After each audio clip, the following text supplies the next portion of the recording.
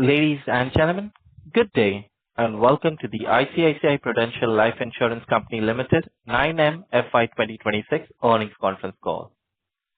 As a reminder, all participant lines will remain in the listen-only mode, and there will be an opportunity for you to ask questions after the presentation concludes. Should you need assistance during the conference call, please signal the operator by pressing star, then zero on your touchtone telephone. Please note that this conference is being recorded.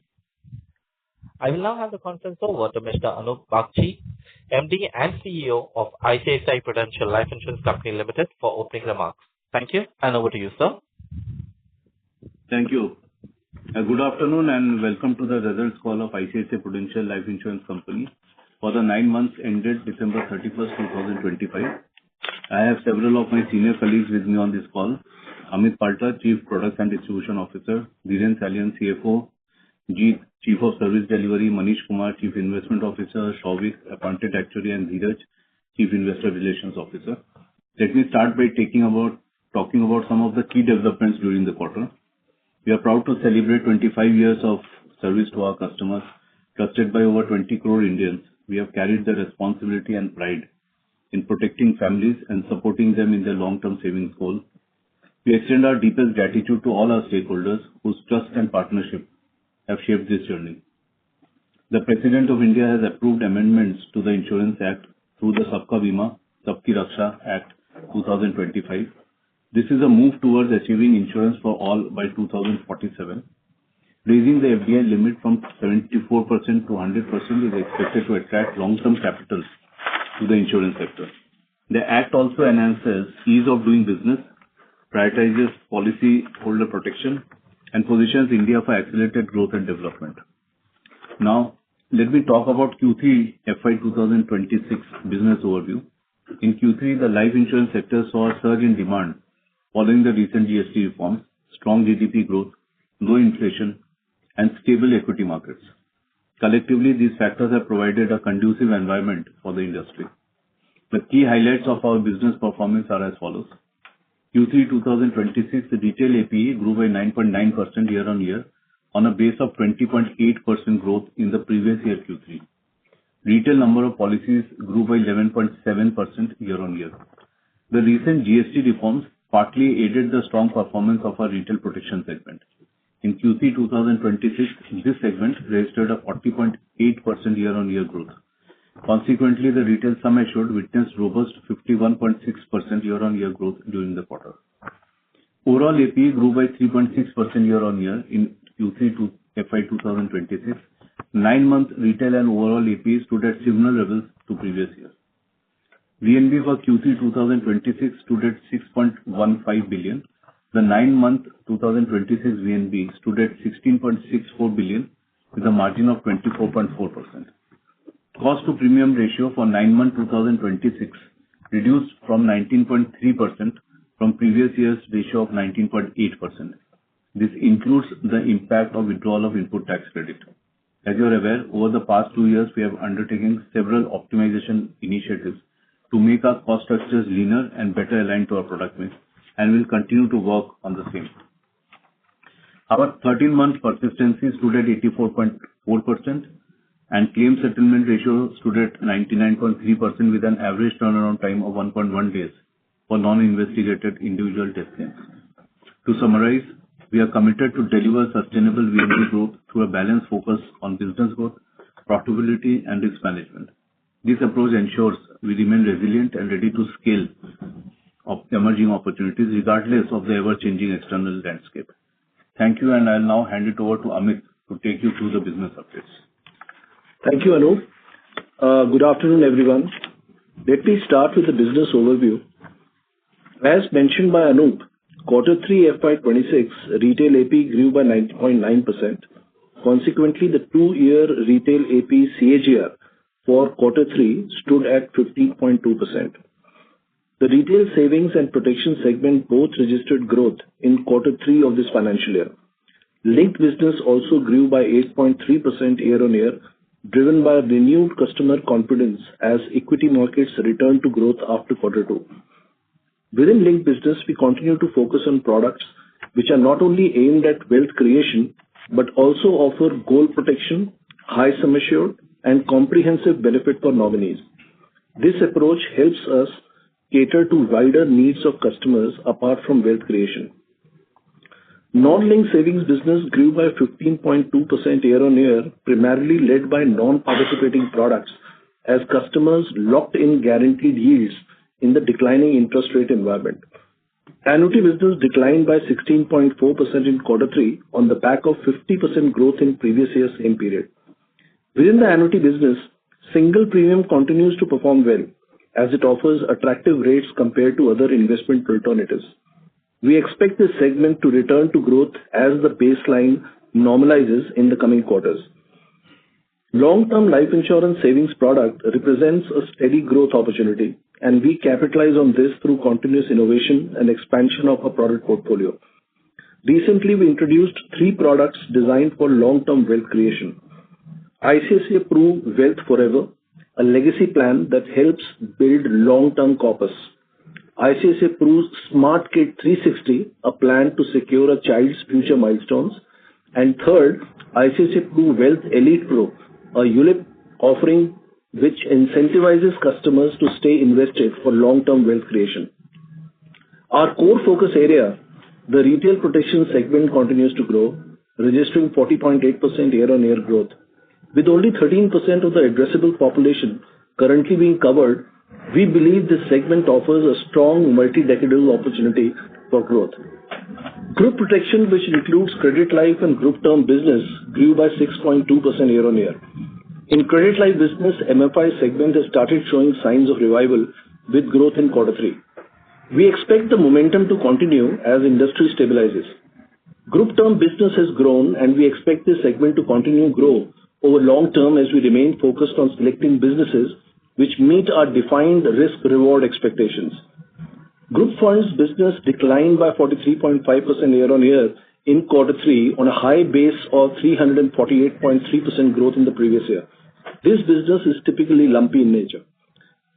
Moving on to the channel-wise growth and contribution, agency channel grew by 0.8% and direct channel grew by 1.1% in Q3, and together these channels contribute 52% to retail AP.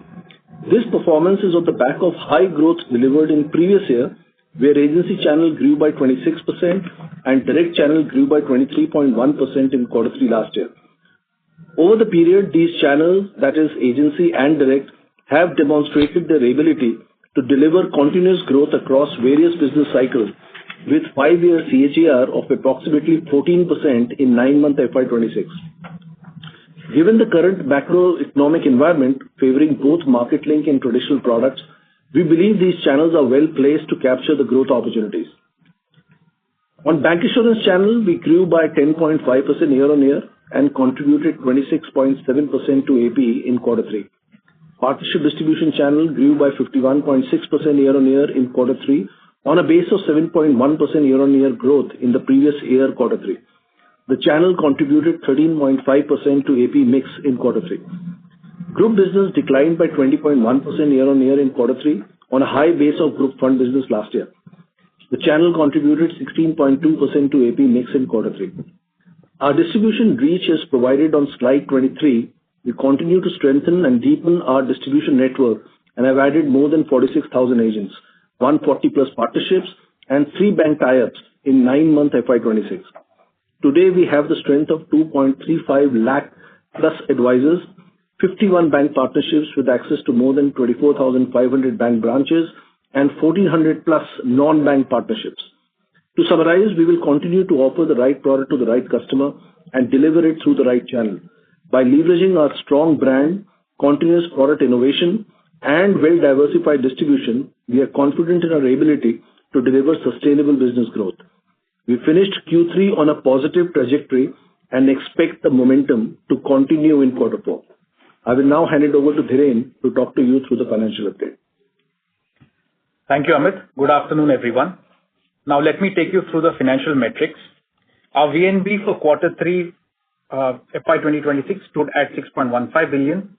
The VNB for 9 months financial year 2026 was 16.64 billion rupees, with the VNB margin at 24.4.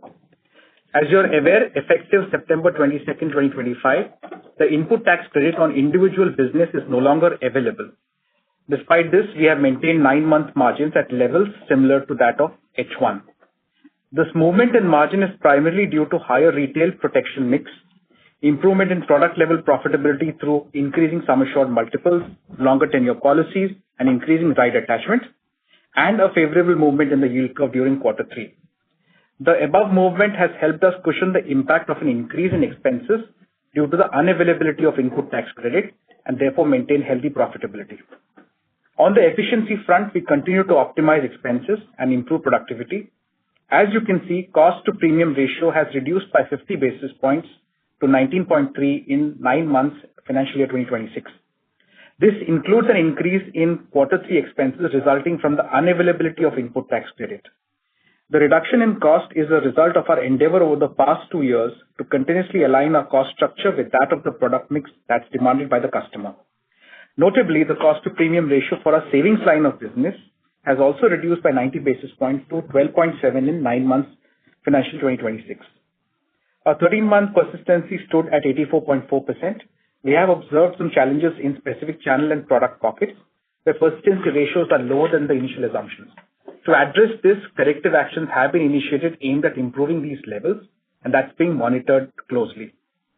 Coming to the other financial metrics, the company's PAT grew by 19.6% year-on-year to 3.9 billion rupees in quarter 3 financial year 2026 and 23.5% year-on-year to 9.92 billion rupees in 9 months of this fiscal, primarily driven by higher investment income from shareholder funds.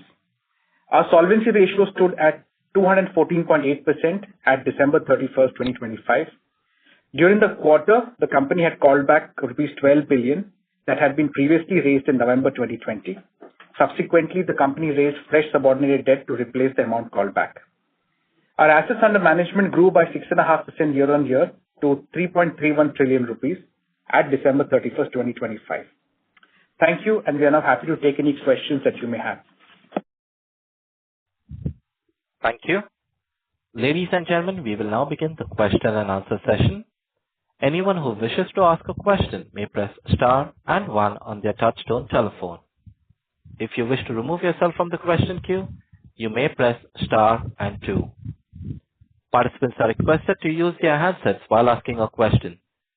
Ladies and gentlemen, we will wait for a moment while the question queue assembles.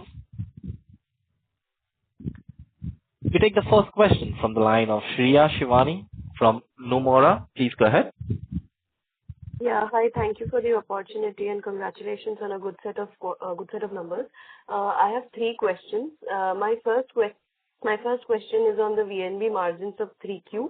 While you have explained what has driven the almost flat margins, I wanted to understand if the new labor laws impact of those have been priced into this quarter's financials in terms of the margins. If not, will it come in the next quarter? If you can help us explain how much would that impact be, how much of it is recurring, and so on and so forth. Some details around that would be useful.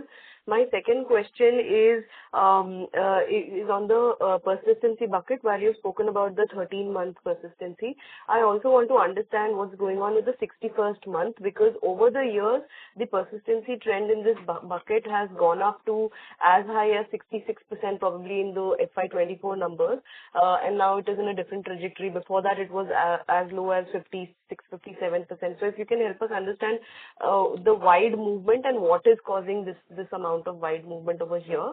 My third question is RBI FSR spoke about the distribution reforms, product innovation that they look forward to in the insurance sector. If you can help us understand what kind of reforms should we expect from the industry, what could be the timelines, and so on and so forth. Thank you. Hi, Shreya, Dhiren here. Let me take your questions one by one. To address the first point that you raised in terms of the impact of the labor law, yes, we have taken the impact. We have put as part of our disclosures as well. The charge that we're taking is to the tune of 11 crores, and that's all that we have at this point. So the question, of course, next question would be that why was it so small in relative to the overall liabilities that we hold? Quite frankly, the way that we had set out our internal policies pretty much offset whatever was required by the new labor code. So the delta of 11 crores is what we have taken at this point. There's nothing residual for the future from this particular pool. Coming to your second question on persistency 61st month, over the years, a couple of changes have happened in terms of the way 61st month has to be measured.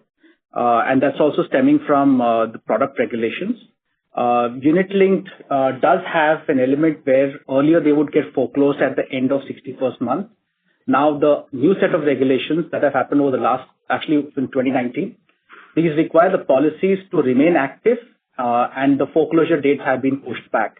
What that does is that it depresses the persistency at this point. However, given the fact that these are the AUM continues to stay with us, we continue to earn off that. There is a similar regulatory change that happened some time back for traditional book as well, which therefore elongates the foreclosures. Coming to your third point, I think frankly, in terms of innovation, you're seeing us do quite a bit. Innovation is not just centered around products. Amit gave you a brief of some of the products that we have recently launched, but innovation also works around in terms of process, efficiency and costs, because all of these go back to be able to deliver value to customers. Frankly, there are two businesses that we run, savings and protection. In the savings business, continuous innovation to be able to drive better cost ratios is where we give better value back to customers. That is something that we will continue to keep pushing. And in terms of claims ratios for protection, that's something that we monitor very, very closely. Just to follow up on that, distribution reforms is not, I understand the product process innovation bit, but we have any inkling on the distribution reforms? Not at this point, Shreya. I think we will await any inputs from the regulator or the committees that they've set out. Okay, all right. And just one follow-up on the persistency bit. The traditional book of foreclosures getting elongated, that happened when? I understand ULIP policies were changed in 2019. Yeah, that's also the same 2019 period. Okay, all of this is in 2019. So basically the new regulation allowed the account to remain active, is it? Or, yeah. Yeah, okay. Yeah, that's right. It stays with the company for longer, gives additional time for the customer to revise the policy. Got it. Understood. This is useful. Thank you and all the best. Thanks. Thank you. We take the next question from the line of Swanav Mukherjee from B&K Securities. Please go ahead. Hi, sir. Thank you for the opportunity and congrats on a good set of numbers. 3 questions from my side. First of all, of the channel strategy. So, I take the point that you mentioned that channels like agency banker had a high base previously. So now I think we are sitting on the inflection point. So as we move on, what are the on-ground trends are we seeing in terms of these channels? What kind of products we are selling and how are the optics looking vis-a-vis, say, the base in the previous year for fourth quarter. Although I understand these are early days, but some comments related to that would give us some better understanding about how we should think about growth as we move ahead.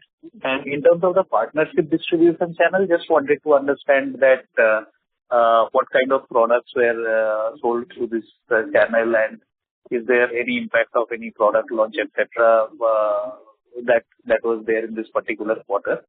And on the GST side, so are our negotiations largely done and the impact absorbed, or should we expect another quarter for that to happen? And also, so once everything is absorbed, then the margin run rate that we are seeing currently, do we expect it to increase in the coming year just purely on the basis of that?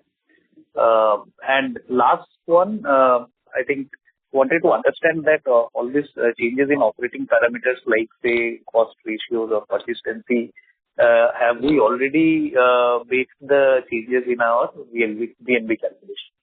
Yeah, that would be all from my stage.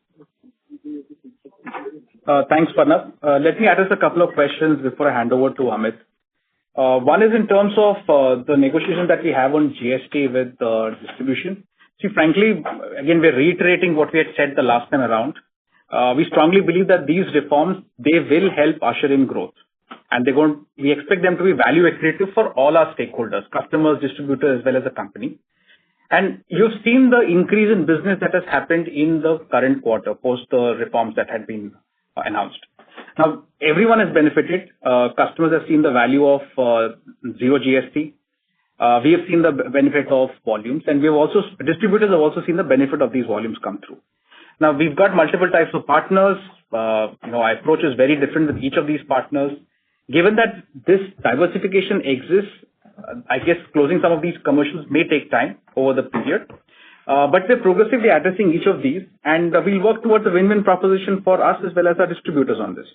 The fundamental point is it's not the margin, it's growing the absolute business and therefore the absolute VNB, and from a partner perspective, growing their earnings as well. So that's the process that we have adopted, and we continue to make headway at it. Anything else that comes through the coming quarter, we will keep you updated on that front. Coming to your question on cost ratios, again, we have a view of where we'll end up for the year in terms of our cost ratio. Does it take into account all of the savings that we have got over the past few quarters? To some degree, yes. But of course, it depends on how we do well in the coming quarter. And we will anyway update all of these cost ratios at the end of the year. At this point, it is looking positive. So we are very clearly working to ensure that we do not have any surprises on the cost front at all. Amit this side. On channels front, you spoke about high base of last year. So let me just define what contributed to high base last year. One was, of course, the markets were very favorable. They were buoyant.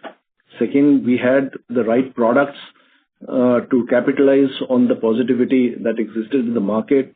We introduced new products as well on the unit-linked platform, which supported our growth on the unit-linked side. And third is the annuity business that we experimented with a new product, which got us the upside last year. So last year, we had a very strong growth in first 3 quarters, which was largely driven through our proprietary channels, which is agency and direct. So over years, we have drawn confidence from the fact that whenever there has been a change in the macro environment, our direct channels, our proprietary channels have been able to align to the shift in the customer demand or any change in the macro environment. So this is something that we witnessed even in H1 as well. So while there was a decline, there was a stress because of high base, but progressively we have seen our decline coming down from quarter 1 to quarter 2, and eventually we turned the corner in quarter 3 by turning positive. So 2-year CAGR gives us comfort that on a little longish basis, we have the ability through our proprietary channels to start, growing every time there is a shift in the environment. So these are things in between, like I mentioned, even in my opening note as well. Looking at where the current environment is, which actually is quite a dual opportunity because economy has started doing well. Markets are much better than what it was in H1 of the year. So quarter 3 is looking good, and we have supported it with new product introductions as well. So we are quite prepared in terms of availability of products which are most opportune, most appropriate at this point in time, because the opportunity doesn't just exist in unit-linked products, but it also exists on the guaranteed platform products. So hence we have seen an uptake on both sides in quarter 3, which gives us the confidence that with these new introductions that we have done, which I spoke in the opening note as well, we are fairly placed in carrying on with the momentum in quarter 4 as well in our direct channels. Your second question was on partnership distribution. See, partnership distribution, of course, it has a lot of almost about 1,400 odd partners we have, and they all follow very different models. So there is no one model that suffice all 1,400 partners. So different partners have different primary businesses. Somebody is in general insurance, somebody is in broking distribution, somebody is in equity distribution. So the fabric of our partners in the entire partnership distribution space actually varies quite a lot. And hence, it's very difficult to single out and say one product strategy works across. So different cohorts of partners respond differently to different economic environment. So we have seen the current environment is quite favorable when it comes to guaranteed products, and that is where we have seen maximum momentum. Right, sir. That's very helpful. Just one bookkeeping question. In the non-linked part, if you could give us the split between par and non-par, that would be very helpful. Swarnabh, we're roughly at about 60/40 right now, par to non-par. Okay. Thank you. Very helpful. That's all from my side. Thank you so much and all the best. Thanks. Thank you. We take the next question from the line of Kushagra Goel from CLSA. Please go ahead. Sure. Hi. Thank you for taking my question and congrats on a good set of numbers. So just first question was on the regulatory front. I know you said that there is no update on the distribution reforms, but in general, just wanted to understand, are we expecting any other types of reforms to come in over, let's say, next 3 to 6 months period? So anything that is in the works, if you could give some more color. And second was on the banca side. So one, just a bookkeeping question, if you could give the AP mix for ICICI Bank and the other banks. And just wanted to understand, like this quarter, did we see higher growth on the other bank side or how was it on the banca channel? Kushagra, bank to non-ICICI Bank roughly is half in that range.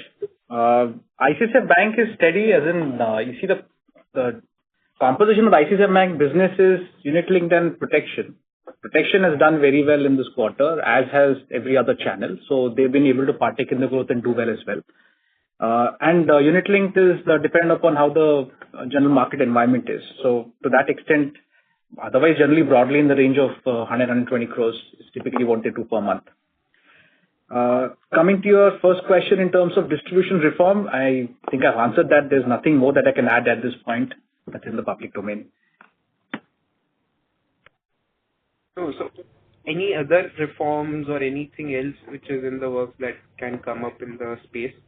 Anything that you have heard? No. I think we'll wait for the committee to come up with their recommendations.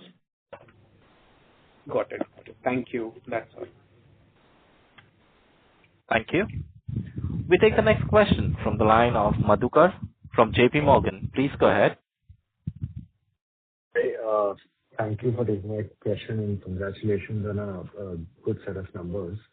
So first, see, protection has done really very well for us, 40% year-over-year growth that we're seeing, and that's in retail protection.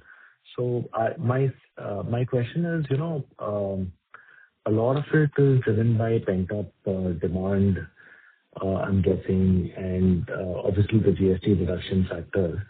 So how should we think about it in the coming quarters? What should be sort of more, if you could help us understand what sort of growth can we see in protection? And second, also on an overall basis, individual AP growth this year has been slightly muted, and 3Q, of course, we've seen an improvement. But going into 4Q, how should you look at individual AP growth? How much do you think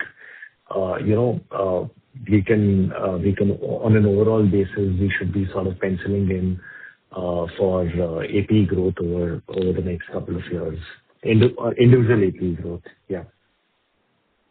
Question. So on your comment on protection, well, as you know that once the GST waiver was announced on 22nd of September, we did see demand for consumers picking up. And that was as simple as 18% cheaper product. So if you ask me, that is something which has really triggered a demand across channels that we have witnessed and in the industry. And I don't really believe that for a country where penetration is only 13% to the addressable market, where still there is a long way to go, there could be anything which is pent up. So it's just the cost economics. Suddenly 18% cheaper product is now available, is pushing customers to think again and get the purchase decision be taken faster. And the organizations and us as well, we are making access of these products more and more easy for the customers, getting processes streamlined and making it available to our customers. So So last year also, if you look at, quarter three, we had actually grown by 40%. So actually it is quite a sustained effort that is required in protection. There is a lot of infrastructure that is required to be built to do protection business at large, right? So which is something that where we are investing over a very long period of time. And just that GST waiver has given fillip to the kind of growth that we have witnessed in the last 3 months. And if you ask me, the outlook for future, again, looks very, very good on protection. Eventually, it is protection that really differentiates this industry from any other industry in BFSI. So from that perspective, it's a great move by the government. Consumer demand exists, and we'll keep investing in our processes and systems and our practices to ensure that experiences are good while onboarding our customers and demand keeps picking up from current levels. So I expect this momentum to continue. On AP growth, you spoke about relatively a muted growth in first half and turning positive in quarter three. I had explained as an answer to the previous question that we did have a large base in the last year, which was driven by a positive market environment, unit-linked products, new product launches that we did on unit-linked platform, and the experiment that we did with one of our products in the annuity category. All that led to a very large base. So the way to look at our overall 9-month performance is on a 2-year CAGR basis, where we look quite in line with the industry, right? So to that extent, you can say 2 years RWRP CAGR, if it is 13.8% for the industry, 13.8% for us, for industry, it is 13.3%. But good part is that quarter three onwards, it will start getting normalized. And for the momentum that now we have seen turning positive in quarter three, hopefully it will only get better in quarter four. Got it. Understood. And just one follow-up question on repricing. Any thoughts on protection repricing anytime soon? So Madhukar, en masse repricing is not something that one should expect, quite frankly. So at all points in time, we keep assessing, and this is business as usual for us. We keep assessing segments, we keep assessing the process, we keep assessing the pricing, and wherever there are micro adjustments, we keep doing that along the way. This is in the quarter, previous quarters as well, and that's something that we will continue to do. So in a nutshell, there is no secular price increase that has happened. This is, I'm referring to the price hikes that we had seen back in 2020 and 22. Nothing of that sort has happened. It's not happened, but given that, you are obviously absorbing some bit of the GST bill, any chance of you taking a price hike in protection in the near term? Madhukar, the objective is to be able to grow absolute VNB. As I explained earlier, if you're able to get demand by way of this reform, then everyone is happier along with it, customers, distributors as well as us. So it is the objective of growing absolute VNB, which helps us in this endeavor. Understood, sir. Congratulations. And again, I think maybe I should draw your attention to the protection number. 40% retail protection growth in the quarter is quite strong. Yep. Yes, sir. Absolutely.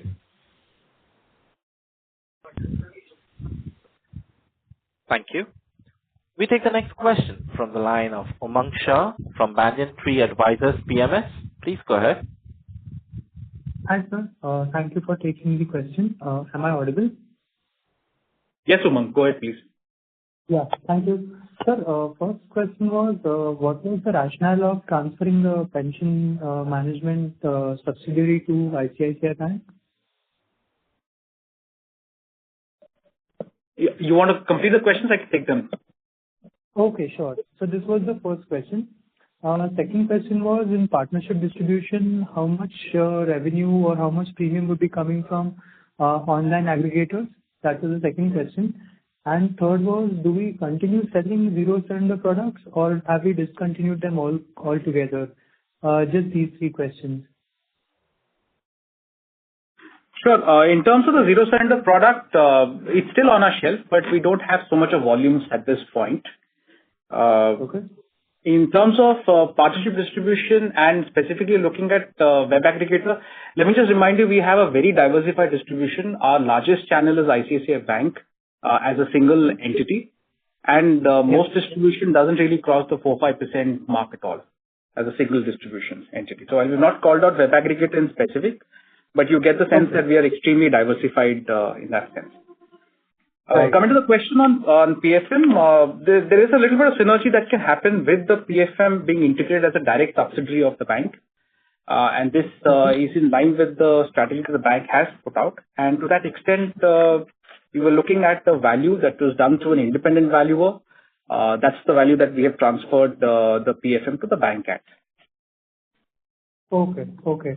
Considering that it's a long-term product, we would have thought that life insurance company and pension fund management will be better, will have a better synergy of such. Anyway, just Umang. Yeah, Umang, good question. The point is, the entire pension is broken up into two parts: the accumulation and the deaccumulation phase. Yes. So the accumulation phase, typically on the NPS, is done by the PFM entity. But it's the deaccumulation phase, which is the annuity phase, where only we can participate in. So to the extent that the PFM grows, whether it's a direct subsidiary or it is a sister concern, as long as we get the annuity, I think we should be able to reap benefits of that. So that doesn't change our strategy in that perspective. Right, sir. Got it. And sir, on partnership distribution, the growth in that channel was even higher than any of the products that were growing. So if you could just highlight which products did PT do really well in, that would be great. Very simple to explain here. This is Amit.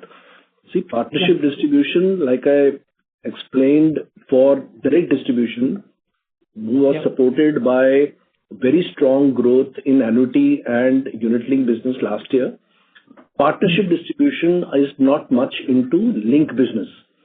So they had relatively a subdued base of last year. So on that subdued base, they have grown quite phenomenally. And this year's environment, which is more on guaranteed platform, favorable on guaranteed platform, partnership distribution partners have actually done well. Right?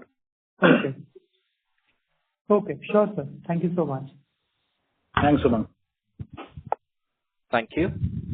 We take the next question from the line of Sanket Gora from Avendus Spark. Please go ahead. Thank you for the opportunity. Dhiren, I had one question on the margin, CPC 24.5. If you can give a broader waterfall, the 24.5 in 1H falling to 24.8, marginal dip 24.4, how much was dragged by GST and how much it was pulled up by either product level margins or product mix change? If you can give a broader color there, it gives an understanding how it plays out and how do you see it to play out from a full year perspective, the margins in that sense. So that's my first question. And the second question is cost cutting exercise, which you alluded to, supported the margins, and it has been on a focus area for them. That exercise is broadly done, or you still believe there are efficiencies to play out further and which can contribute incrementally more to the margins? These are the two questions on the margin, and I have one more question on growth. Maybe if you answer these two, then maybe I will ask later. So Sanket, I've not given a walk, but when you look at the breakup, as I mentioned earlier, there are these elements that are offsetting the GST cost. One is the fact that the higher protection mix, which is the entire product mix shift, that has contributed towards an uptick. You can see that in quarter 3, retail protection is at 8.2% versus 7.2% that you've seen in H1. There is an improvement in the product profitability where we had spoken about increasing sum assured, policy tenures, right attachment. That has contributed quite well. And of course, some degree of movement in the yield curve. Now, these are the counterbalancing elements. I'm not getting into the breakup of it, but these have counteracted each other and we are broadly flattish from H1 to 9 months. In terms of your question on cost, I think the right phrasing that we should use is actually waste cutting. It's not cost cutting. Clearly, we are not cutting into any of the muscle. what we are assessing at every point in time is what can be a better reallocation of our resources to be able to deliver sustainable growth. So very clearly, identification of waste across the organization, across departments, across processes, and across systems. That's something that we have started a few quarters back, and we will continue to do it at this point. But having said that, obviously the bigger chunks of cutting has already happened. We will continue to keep working and cutting further in terms of all of these wastes.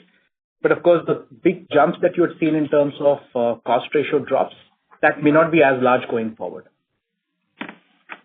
Understood. And on margin trajectory, I mean, with this levers of product mix and product level margins sustained, then this 24.5 kind of a margin should hold up for next 2 years, over this year and the next year, I need to say. Yeah, largely it is going to be product mix that kind of dictates where the final margin lands up. And to be able to deliver on VNB, it's growth in the premium, which is AP, and to whatever extent the mix shifts, then that should add to VNB growth. Understood. That formula continues. Understood. And thanks for that. And the second question naturally was on growth, which you probably alluded at. See, 2 years CAGR is 13-14% growth. Maybe, as you rightly said, the higher base had an implication on the current 9 months growth. Then is it fair to say that now, given the distributions how broadly settled, whether it's ICICI Bank or others, we will be in a position to deliver a growth of 13-14, assuming that is the industry growth going ahead for us? Is it fair number to believe that now the recent base can give us a growth of 13-14 going ahead too? That's exactly the endeavor, Sanket. And after having turned our Q3 positive, going through the high base challenge of last year, we are fairly confident about building it up from here.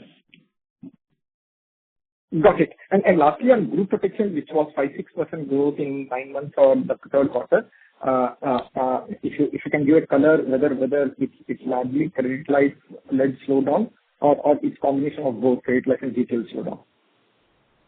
So in the 9 months, we do have impact of slower growth or rather decline that we have seen in the MFI business of credit life. So the good part that we're starting to see now is that MFI has now started to turn around. I wouldn't say it's out of the woods yet, but very clearly we have started to see a turnaround coming through in Q3. So again, this is in line with the commentary that you're also hearing generally around MFI credit, the core business of credit. So as that business starts to build up, we should be a natural beneficiary of that. Understood. Yeah. Thanks, Dhiren. This answers most of my questions. Thank you. Thank you. We take the next question from the line of Nidesh from Investec. Please go ahead. Thanks for the opportunity. First question is on GST impact. So have we passed on that impact to the distributor, or we intend to pass it on in coming quarters? And what will be the strategy there?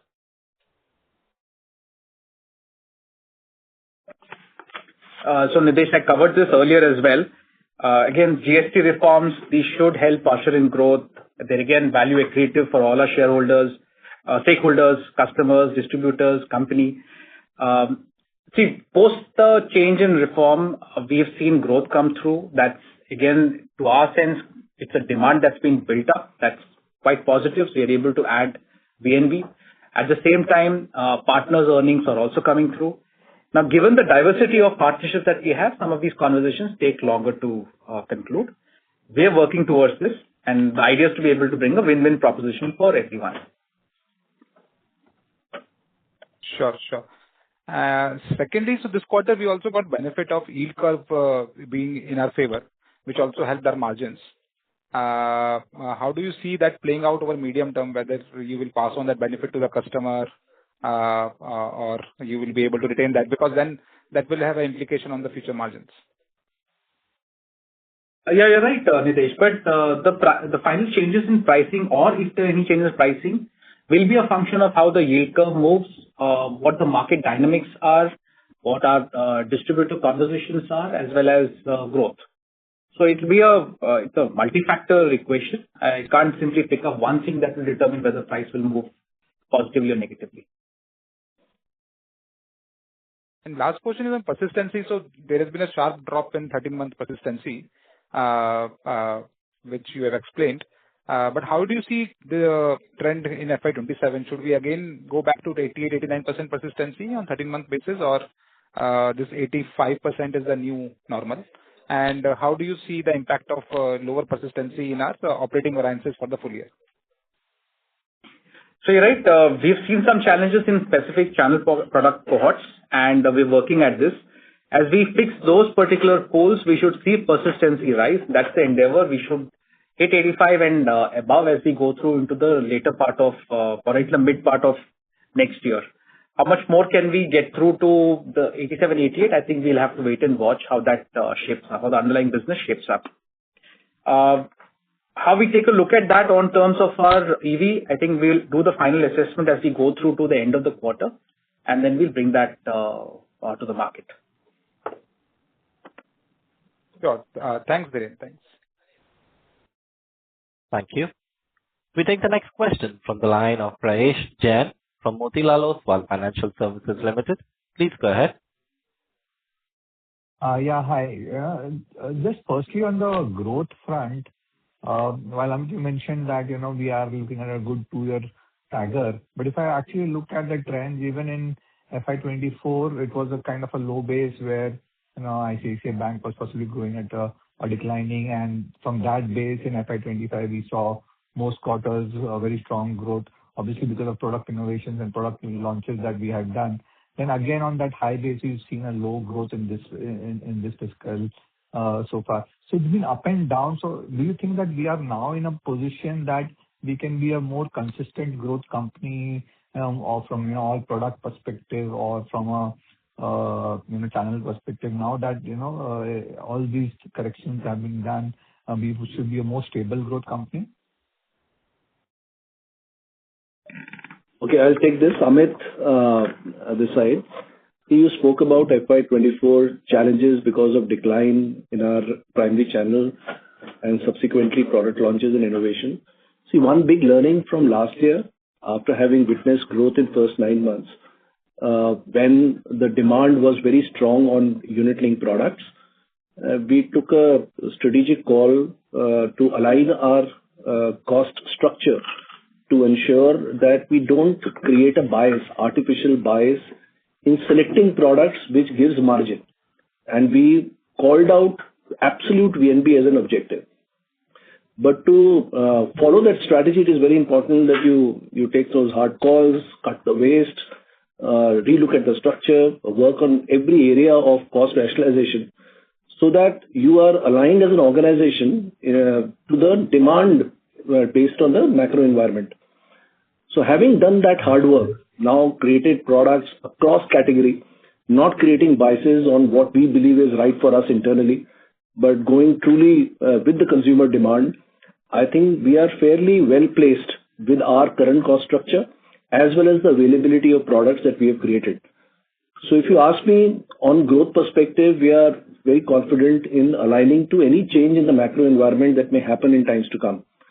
And this situation is very different from where we were 2 years back, when there were issues about concentration of business with one of the large partners, which is now fairly diversified.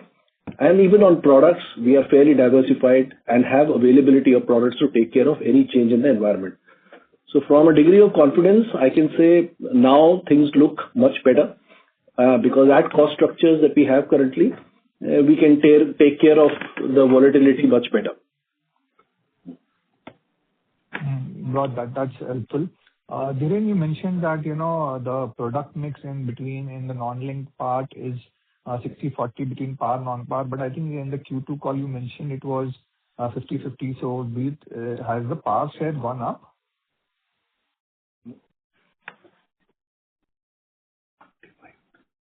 Sorry. Yeah, it's 60-40. Roughly in that range. Okay. Because in the previous call you had mentioned the mix is 50-50, so that's the reason I'm asking. And the third question is, the solvency increases because of what, in spite of we seeing such a strong growth in protection? Solvency increases largely because of addition in PAT. There's not too much of movement. Whatever that we needed to in terms of required solvency, that was added up. Okay. All right. That's all from my side. Thank you. Nothing unusual there, Prayesh. Okay. All right. Thank you so much. Thank you. We take the next question from the line of Harshal from Asian Market Securities. Please go ahead. Hi, sir. Thank you for the opportunity. Two set of questions. First is in terms of annuity books. So if you can help us explain how is the surrender experience tracking versus assumptions, whether any impact on EV from annuity surrenders has been recognized or is expected going forward. That was the first question. And secondly, in terms of commission costs, so we have seen a sharp increase in the single premium commissions. So if you could help us understand the key drivers behind the same. So in terms of the final quantification of whatever hit that we have, if any, onto EV, we'll bring that at the end of the year. Yes, in the RP annuity book, the persistency is lower than what we had initially set out. In terms of single premium overall, you will see in the commission grow. That's also because the growth that you've seen in parts of the credit life business. Sure, sir. Thank you. And all the best. Thanks. Thank you. We take the next question from the line of Dipanjan Ghosh from Citigroup. Please go ahead. Hi, good evening, sir. Just a few questions from my side. First, if I look at your protection business, it seems that after quite some time, your non-ROP business has grown at a very, very significant pace. So just wanted to get some sense of, this demand growth that we have seen, let's say, post GST rate cuts and its linkage to pure term. Do you see some linkage out there? And secondly, is the non-ROP product significantly higher on the margin profile, which kind of benefited you during the quarter? Second, on the credit life mix, I think this question has been kind of asked by previous participants. So just wanted to kind of extend the discussion. In terms of your mix between MFI and non-MFI, how much that will be, let's say, for the 9 months, so that we can gauge what can be the growth in case microfinance were to improve in FY27. And the last question is on the non-iBank banker channels. Do you see any sort of competitive pressure rising, or do you kind of hold on to the counter shares that you would have, let's say, seen over the past half or 9 months, or rather, in case they have increased from the previous levels? So Dipanjan, bulk of our retail protection business is actually non-ROP. ROP is a very small component of that. That's roughly in the range of about 10%. So that's never been the big mainstay. Most of our retail protection has been pure term without ROP. And that's seen a big spike over this last few quarters also. We've not broken up the split between MFI and non-MFI within the credit life, but it's fair to say that MFI is fairly significant within our portfolio. Coming to the third question that you had in terms of non-ICICI Bank multi-insurers, I think we've been holding our counter share in all of these shops. So competition, of course, is intense in all of these shops, but we've been holding our counter share here. Amit, you want to add anything? Yeah, so most of our bank insurance partnerships outside ICICI are multi-insurance, with the exception of one multinational bank that we have. And there the competitive pressures are always there. So we play by the ear. The only guardrail threshold that we keep in mind is risk-reward ratio as well as the quality. And based on that, we play out and see how it goes. But yes, competition is very active. But most of the shops we have been able to hold on to our share or even better there. So that's something which is only on the improving side. Got it. Thank you and all the best. Thanks, Dipanjan. Thank you. We take the next question from the line of Vinod Rajamani from Nirmal Bang. Please go ahead. Yeah, thank you for the opportunity.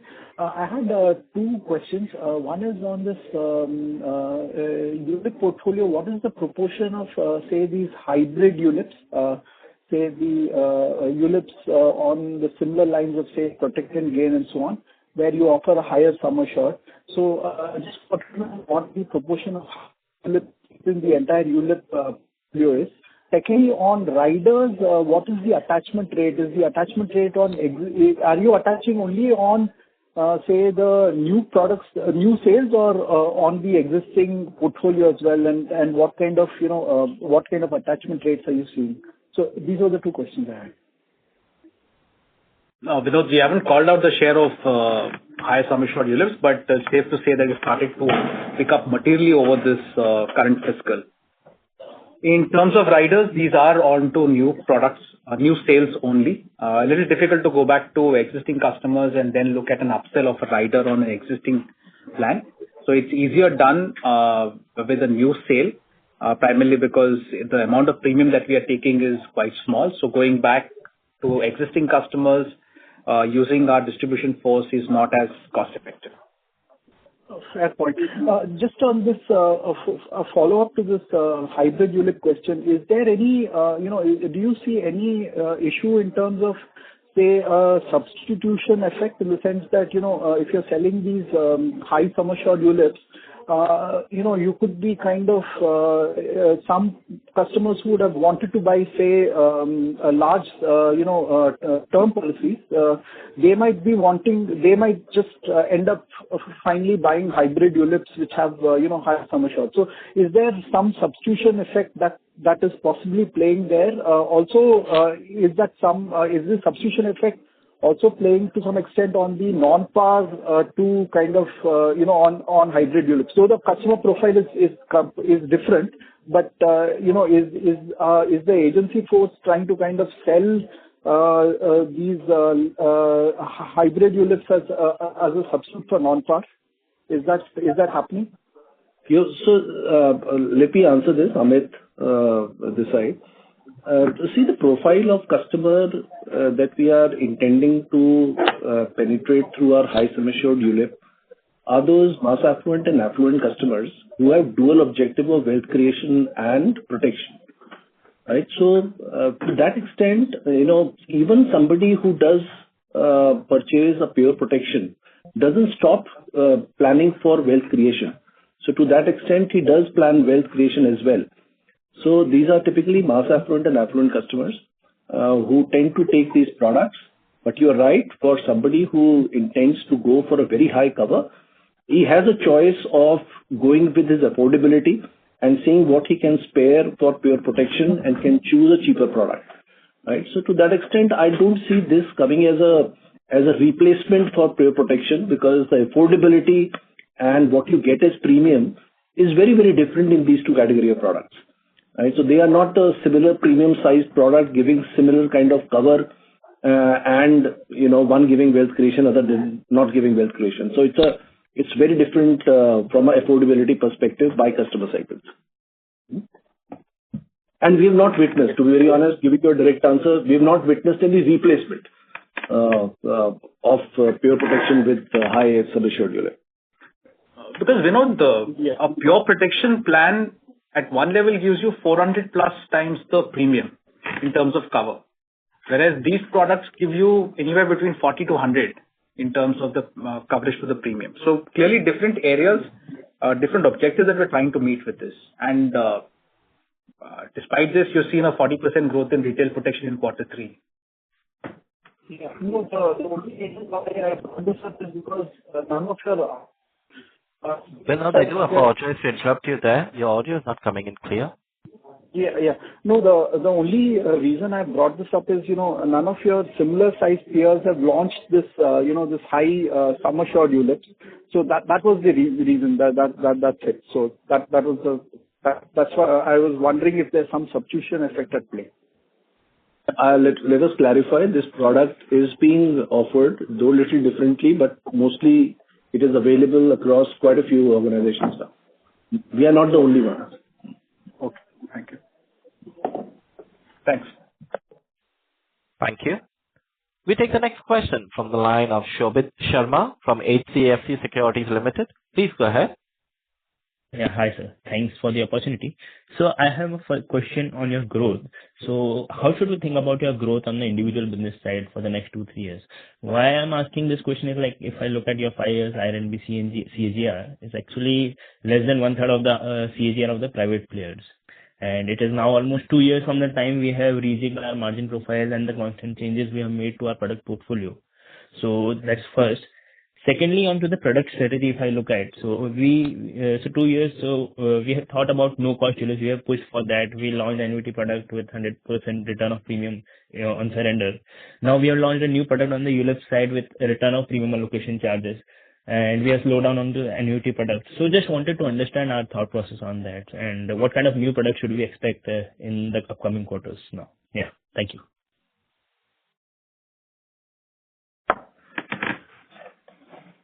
Okay, I'll take this, Amit, this side. So you spoke about, there is always a context, and the power of context cannot be taken away. And that has been the journey that we have traversed over a period of last 4 to 5 years. And we focused on things which we prioritized at given point in time and looked at protecting our margins, diversifying our channel mix, diversifying our products at a time when there was a shift in strategic priorities with a primary bank partnership. And we are very happy to say that, the guidance that we had given of doubling our FY19 VNB by 23 VNB still was achieved. We doubled that VNB, though the path we chose was through channel diversification, new partnerships, and product diversification. So path was different from the growth objective that we would have probably otherwise followed. Subsequent to that, there has been some changes in the environment to which we have aligned whenever the opportunity has been favorable. And when it has been challenged, like the way it was challenged last year, with a very high base, and we capitalizing on that base of unit-linked opportunity, market positive, and annuity as an experiment that we did, in light of the fact that surrender guidelines were 6 months down the line going to become a new norm, and we thought it was a good experiment to do with our affluent customers, with our select channels, and it did work for a short while, and it gave us a good growth last year. So there is a context to what you witnessed over a period of last so many years. And today, which is most important, is the context where we are today. Where we are on our product strategy is that in terms of availability of products, right across categories we have category of products, whether it is unit link, market link, part guarantee, full guarantee, annuity, nearing retirement age customers, younger customers, protection, return of premium, exit as a special feature for our customers, exclusive products for self-employed. So virtually from benefit perspective and from category choice perspective, we have almost our basket being full.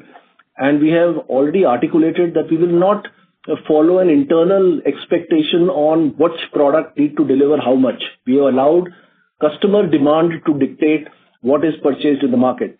And we have aligned our cost structures now to deliver that objective of being true to consumer demand. So from that perspective, like I mentioned again, the context that we have witnessed in most recent times, which is Q3, I think coming out of a challenging base in H1 and getting into a positive growth in Q3 gives us fair confidence that with all the availability of products we have and for the dual opportunity that we see both from the market perspective as well as on guaranteed product platform, and with this support that we see on protection business with consumer demand increasing, I think we are in a fairly decent spot in terms of delivering a stable growth going forward. Yeah, just to follow up on this, Amit, which channel do you think would be key in driving the overall growth for yourself? See, all channels are dear to us. There is no channel that we can really articulate.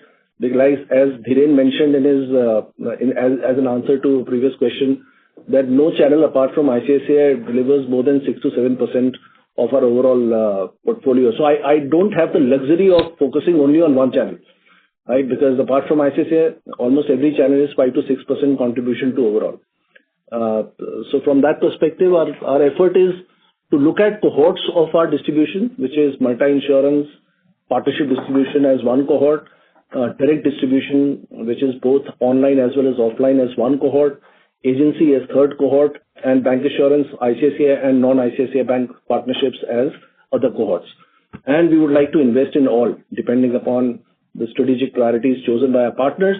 We'll keep aligning ourselves and keep making the products available, make processes efficient, and keep cost under control and deliver growth in a balanced manner. And our approach on the product strategy, what kind of new products should we expect in the upcoming quarters now? I mentioned 3 products we have launched very recently. One on a unit-linked platform, and second on a legacy platform, and third on a children platform. So that is one effort that we'll keep making. So I can't really say how many and when, but we'll keep working on across categories and see and align our effort to the natural demand that we will witness based on the environmental factors. Okay. And Dhiren, just one question to you is, so should we expect our VNB growth to outpace our APE growth? Because we will now see benefit of the cost saving, the efficiency in the cost. So should we expect that to happen now? No, I'm not giving a guidance on this. Okay. The fundamental that we are looking at is growing VNB. As we bring some stability to the business, you will see that AP will be the lead to getting growth in VNB. Okay. Thank you. Thank you and all the best. Thanks. Thank you. We take the next question from the line of Nischint Chawathe from Kotak Securities. Please go ahead. Hi. I have a simple question. When you say that your conversations with distributors are going on with respect to the GST input tax credit deficit, what do you really mean? Does it mean that next quarter, supposing you kind of get into more favorable conversation, then some of the ITC provision that you have made this quarter kind of reverses, or what happens to the business that has been done till date? Nischint, it's not about ITC provisions. The input tax credit is no longer available, and that is the cost that we have taken on the P&L as well as VNB. Now, as our conversations with distributions come to a close, if there is an element in terms of cutting commission, then we will get that implemented in the coming periods. If that is effective 1st October, then it will be effective since then as well. But overall, these conversations, yeah. No. So when you say that there is going to be maybe some revision in commissions from October 1, then you obviously made some assumptions on commissions for the business in last 3 months, right? So that kind of completely gets reset in the fourth quarter. Is that how we should think about it? No, that it doesn't. That doesn't. So commissions will anyway be applicable going forward. And what we are looking at doing is optimizing along with commission everything else that we have within our capabilities, technology, operations, to be able to give better value in terms of operating leverage. Okay. So basically what you're trying to say is that whatever is the conversation that happens will be for prospective business and not really for retrospective business. Is that how we should think about it? Yes. Got it. Thank you very much. That was my question. Thank you. We take the next question from the line of Mohit from Centrum Broking. Please go ahead. Yeah. Good evening and thanks for the opportunity. So I've got 2 questions. My first question, I was looking at your bancassurance, where we have around 51 banca partnership. 1 year before we had around 46. Despite adding new banks, their share in the protection and annuity has declined from 13% to 11%. So how should we interpret this kind of decline basically? So, Mohit, the banks that we've added are actually quite small. Yes, the count has gone up from about 47 to now 51, but the banks that we've added are actually quite small. So they would not have materially moved the mix at this point. Okay. So is there any concentration risk within the banca business? No, not really. Like I mentioned earlier, the largest single distributor is ICICI Bank, which is roughly about 15%. Beyond which, everyone is at best in the 5% range, and most others are quite small. Understood. That's helpful. My second question is towards the retail protection. So I think, is it safe to say that your return of premium demand is going down and basically the focus is on selling pure term policies? Mohit, again, I answered this in another context. Bulk of our business has always been a pure term. The return of premium has been quite small in the range of 10 to 15%. At this point, it was 10%. and that's what it is. At this stage, we are seeing that a bigger demand is visible in the pure protection plan. And very clearly, the impact of 0% GST is most felt on that plan. Understood. And just to confirm, basically, we are not repricing any of the retail protection policies, right? No, there is no en masse repricing that is planned. Understood. Thanks, and wish you all the best. Thanks. Thank you. We take the next question from the line of Raghavesh from JM Financial. Please go ahead. Hi, congratulations on strong results. Now, I just have one question that you mentioned persistency has been bad in some buckets. Now, we will decide on the operating variance at the end of 4Q. But whatever the impact is there on the new business that should be visible in the VNB, that has been taken already, or will that also be reassessed at the end of 4Q? Yeah, that's it. So, Raghavesh, if there's an assumption update that we need to do, that will impact VNB. Assumption updates are typically can be either directions. Generally, when I look at assumption updates, these will be in the context of persistency, mortality, and expense ratios. And these are elements that we look at in terms of whether these are permanent. Whatever is permanent gets passed through as an assumption update. Whatever is temporary goes through as variance. This exercise will be done in the last quarter, and we will take all of those updates at the March end financials. Okay. So, essentially, there can be an update on the VNB margins as well. No, not really. Not so much on the VNB. Okay. Thanks. Got it. Thank you. Ladies and gentlemen, as there are no further questions from the participant, I now hand the conference over to Mr. Anup Bagchi for his closing comments. Thank you very much for joining. Have a good day. Thank you. Thank you. On behalf of ICICI Prudential Life Insurance Company Limited, that concludes this conference call. Thank you for joining us, and you may now disconnect your lines.